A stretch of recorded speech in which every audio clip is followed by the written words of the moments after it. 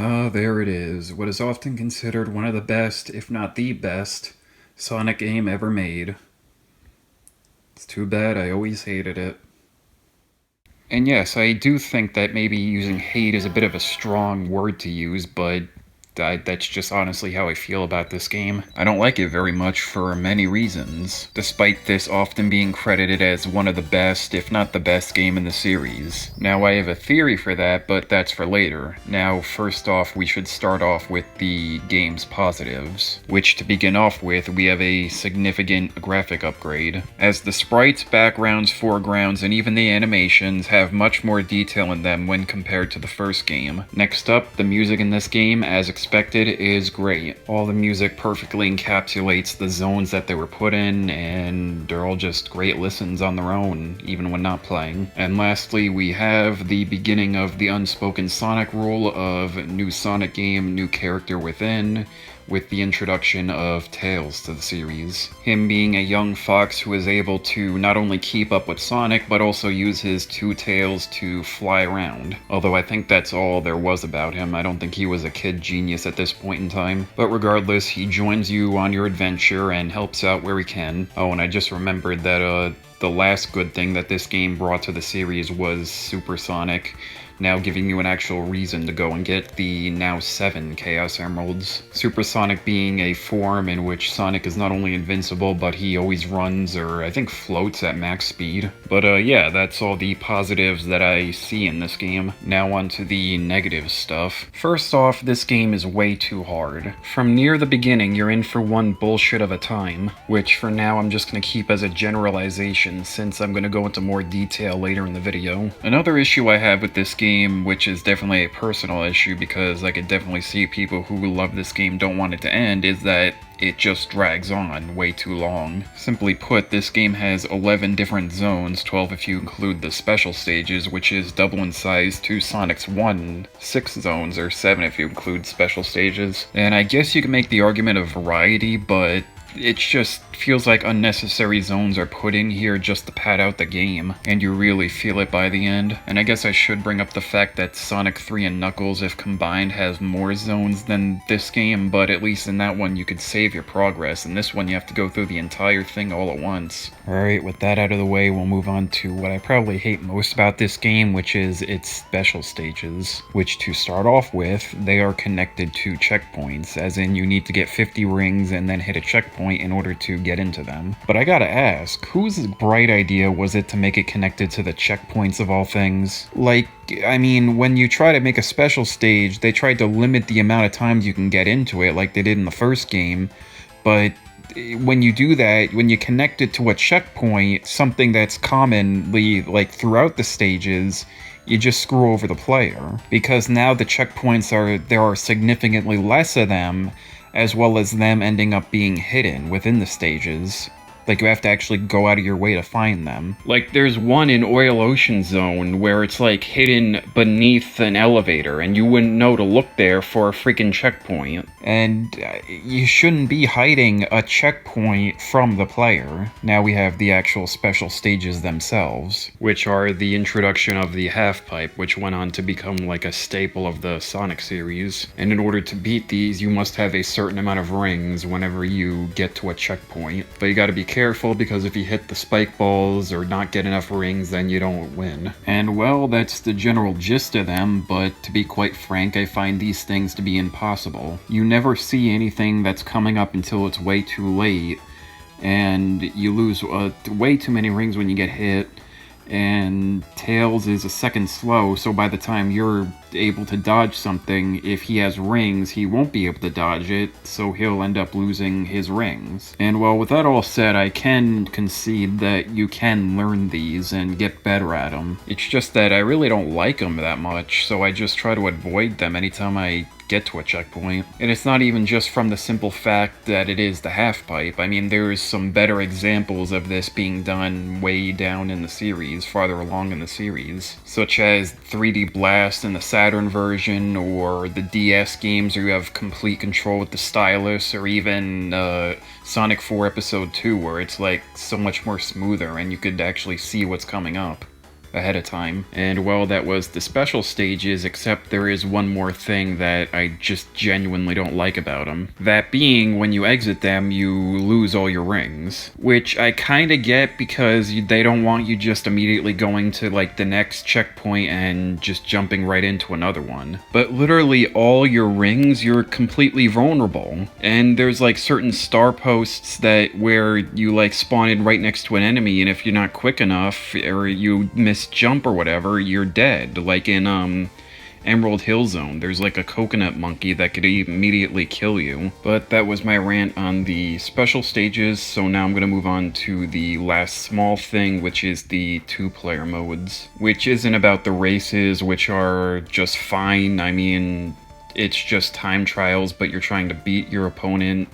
Nothing really wrong with it. And it's also really cool that the stages themselves are unique to everything else in the main game, as well as the music is unique here as well. But my gripe is really with the actual main game's 2-player mode, since it's infamous for being virtually unplayable. Since the game doesn't split itself like split screen, and it's just on one, whoever is playing as Sonic just runs away and leaves Tails in the dust, and giving the person playing Tails virtually nothing to do. And unfortunately, I'm pretty sure this is something that actually stuck with the series. Like in later 2D games, the same thing happens. Oh, and I guess one last thing about Tails before we move on is, I think I said that his gimmick was that he could fly with his tails already, but in this game, for some reason, you just can't. Like, he'll fly on his own when he's coming back onto the screen, but when you actually decide to play as him alone without Sonic and try to fly, you just can't. And this never made any sense to me, and I would imagine to anyone else playing this game all the way back in the day. It's like,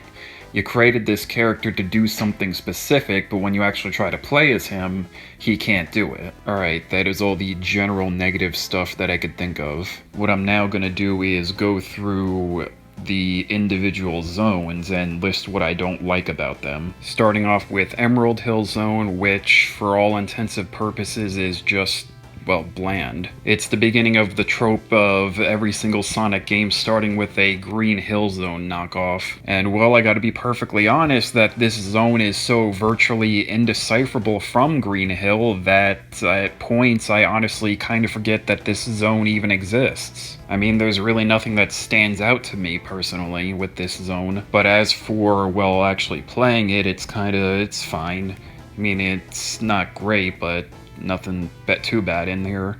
Not even the boss. Those weird 3D loops are kinda cool. Alright, up next we have Chemical Plant Zone, which is probably the best zone in the game overall, with its many speedy loops and, well, the pipe parts are pretty awesome. But yet this one, despite being the best, still has bullshit about it, which is the bottomless pits that are like scattered throughout the level in very inconvenient places. You're definitely gonna drop off and kill yourself accidentally a few times, especially during the boss. Why the hell are there freaking insta-kill pits during the boss fight? Next up is Aquatic Ruin Zone, which is probably one of the more tolerable water levels in a Sonic game. And if I remember correctly, this is like the one water level that you could actually completely skip if you go all the way up. Which, I mean, it's cool that you could do that, but at the same time it feels like that kind of defeats the purpose of it being a water level. And what else is there? The boss is fine, and oh, I hate the arrows in this level. They always seem to manage to catch up and hit me. Alright, next we have Casino Night Zone. And well, I loathe this zone. How can people find getting bounced around fun? And when that's not happening, you move through at a snail's pace, which is something you definitely want to be doing in a Sonic game. And well, I really just dislike also the fact that this is like the fan favorite level throughout the entire thing. Which, I mean, I get it. This is the level with the slot machines, and those are fun to do, except when you lose all your rings. But I mean, if you take those out, what you're left with is just a slow, boring, and annoying level. Next up we have Hilltop Zone, which for all intensive purposes I actually can't really think of anything too bad in it, other than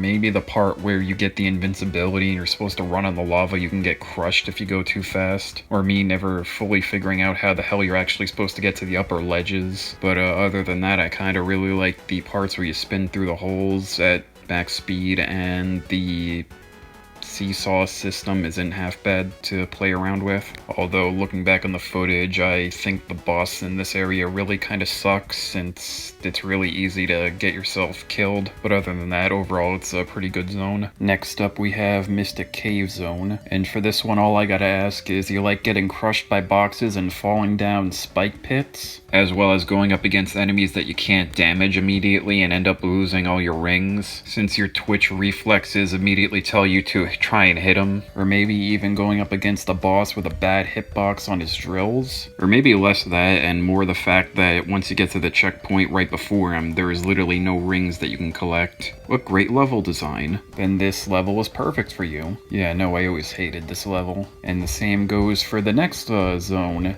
Whale Ocean. Because, do you like getting stuck on slides that just keep forcing you down? Or getting stuck in the actual ocean itself and can't jump out of it? Or maybe even these annoying fans that prevent you from continuing to move? And my favorite part, those annoying flame pop cans that you get crushed under. And not to mention that really annoying boss that you can get stuck on, or has that stupid laser attack. But despite all this, surprisingly, the worst has yet to come. We are now in Metropolis Zone, aka the one zone in the game that people who enjoy this game even admit that goes way too far. And oh boy, where to start with this one? Maybe the enemies. Those stupid freaking starfishes that shoot 5 spikes out when they explode, and the infamous mantises that literally stand at the edge of a ledge just waiting for you to come up it and then shoot their arms out at you, and it like hits you every time. Then there's all the different type of platforms that you have to run around on, like the tightening bolt that if you're not careful you can end up crushing yourself with, or those stupid 1 spike blocks they have to learn the pattern for, and then they're usually always over a pot of lava. But then here's the kicker. For as hard as this level is, the people who made it thought it wasn't hard enough and decided, hey, let's add a 3rd act into this level. Why not? Literally the only level with a 3rd act, and it's this one.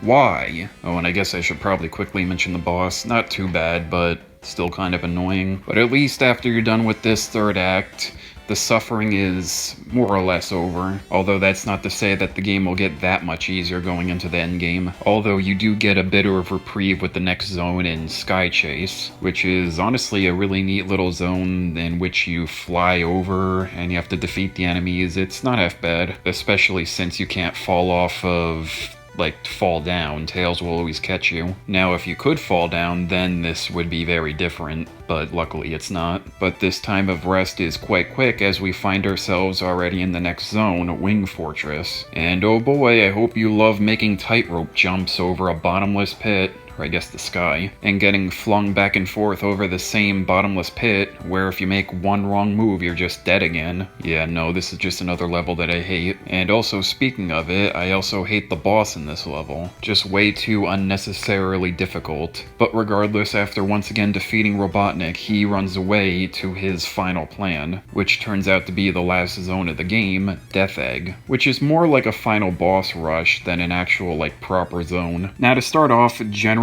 classic Sonic games would have you going up against the final boss with no rings, which is expected, I guess, for this. But I gotta say, if there ever was an example of overdoing a final boss fight in a Sonic game, this is it. Because first you have to go up against Dr. Robotnik's first of many Sonic Metal copies, and in order to defeat this Mecha Sonic, you must hit him 8 times, but again, you have no rings. And well, overall, he isn't that difficult, but you could still get caught off guard. Although looking at the footage again, he definitely does have a very small hitbox, where if you're literally just an inch off, you're dead. I mean, he kinda has an easy pattern to memorize, but again, no rings, then 1 hit, then you have to restart the whole thing over. So yeah, kind of annoying, but manageable. No, the real bullshit starts when you actually go up against the Eggman himself. Him and his ginormous Death Egg robot. And just God, this thing's a mess. With it shooting its arms out at you, or jumping around and you have to make sure it doesn't hit you, and then you gotta make sure you don't go behind it because he'll shoot bombs out at you. And it's just like you virtually never have an opportunity to properly attack it. Like, you are given opportunities, but you just can't do anything because you're dodging his attacks, and then once you finally have a moment to actually attack him, he moves, and then you get hit instead of hitting him. And well, that's kind of the other big issue with him, other than trying to figure out when to hit him, is that you actually have to hit him not the regular 8 amount of times, but instead twice that.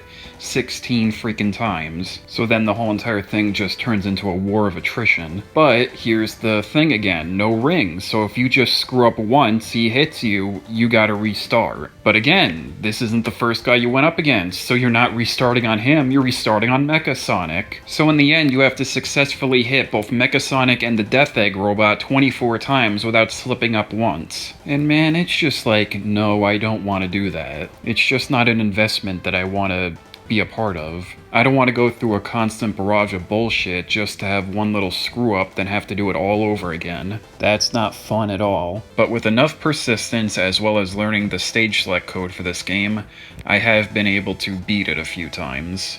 If I wanted to, really. And in the end, we're treated to a nice little epilogue of the game with Tails going to fly out to save Sonic as he falls from the Death Egg, and he gives you one last thumbs up, or I guess fist pose. And although I didn't beat this game with the 7 Chaos Emeralds, I do find it pretty funny how this one isn't in your face about it as the first one was with the bad ending. And well, that concludes the game of Sonic 2. Definitely not one of my favorites from the series. But despite being done with the game, we are not done talking about it, because there is still one major part of it that I want to discuss in a bit of detail. But first, before we begin, I want to say thank you for watching this video and for sticking around this far into it, and that I would appreciate a like and a subscribe because this video was quite a bitch to make. But anyway, promotion time over, back to the game. Now, throughout this whole rigmarole, you might have probably noticed that I have purposely ignored a vital asset that this game added that would go on to redefine the whole series. This, of course, being the Spin Dash, an ability to make both Sonic and Tails gain an instant burst of speed by holding down and pressing a button to rev them up like an engine. And many people would agree that this was a great addition to the series that would eventually lead to the modern equivalent of the boost ability. And I won't lie, I like both of these abilities. It's just that there's two things here. First is that theory I said I had all the way back at the beginning of the video. That being, this ability makes the game much more easier and accessible for people, thus making it more popular and easier, and people like that more than compared to the first game where you actually had to build up speed in order to go fast. And funnily enough, I actually see this situation in a similar way with something like Mega Man 2, where in that game, once a power was given, in its case the Saw Blades, it became much more easier, and people love that game, because with the Saw Blades you're able to shoot in like 8 directions as opposed to the regular weapons where you're only able to shoot in front of you. But that is also a game that is universally loved, but I personally don't like. But basically my argument is that these games had something that allowed people to have an easier time, thus they became more beloved. But that's just really a theory. But now we have the second thing, which in my eyes is a much bigger issue. That being the simple fact that the Spin Dash goes against everything that the first game established. You know, the idea that the speed isn't guaranteed, but instead the reward that you're earned through learning the zones and knowing what to do, in order to keep your speed throughout it. And well, in my personal opinion, this all just kinda gets thrown out the window when you add the ability to just instantaneously gain speed. I mean, I could imagine a scenario like back in the day if maybe the players, or maybe even people who worked on the first game, who saw this ability get added in and just completely reject it, and maybe even hope that this ability wouldn't continue on in the series. But in the end, these are all just moot points. And well, I guess with that, that's all I gotta say about Sonic 2. I've said it before and I'll say it again, just because something is universally considered great doesn't mean that you personally will like it.